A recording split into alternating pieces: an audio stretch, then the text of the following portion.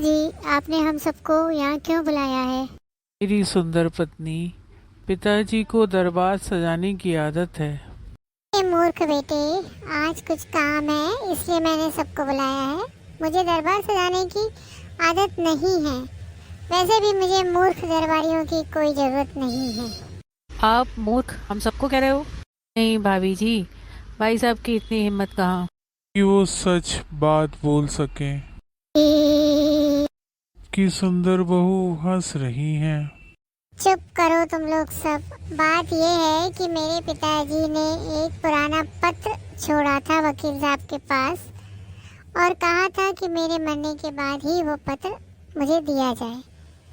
तो आप सब उस पत्र को सुने। पत्र के अलावा भी कुछ दिया है या नहीं? ये ससुर जी बहुत कंजूस थे, बिल्कुल तुम्हारी तरह।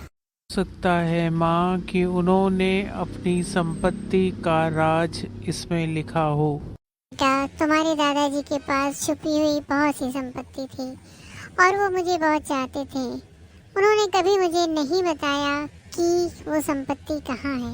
वे हमेशा कहते थे इसका राज, खजाने का एड्रेस सब मैं तुम्हें अपने मरने के बाद ही दूंगा। तो इस पत्र में वही लिखा है। इसलिए आप सबके पिताजी ये चाहते हैं कि यह पत्र सबके सामने पढ़ा जाए।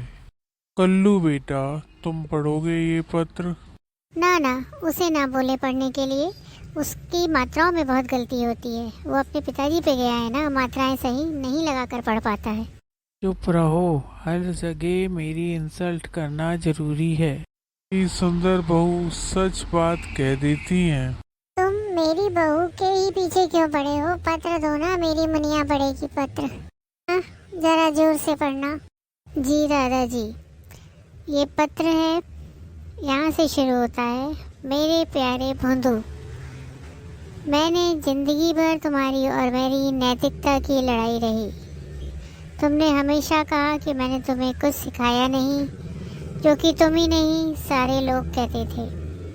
जब सारे लोग यही कहते थे तो मैंने इसे कभी माना नहीं, पर जीवन के आखिरी क्षण में मैंने मान लिया कि मैंने तुम्हें कुछ नहीं सिखाया। तुम अपने नाम की ही तरह भोंदू रहे हो और अब मैं तो तुम्हें कुछ सिखाया नहीं। तुम अपनी लड़ाई में, नैतिकता की लड़ाई में तुम जीत गए कि तुमने कुछ सीखा नहीं। अब तुम सिखा लेना अगर तुम्हें कुछ आता है तो। तुम्हारा पिता मजाकिया।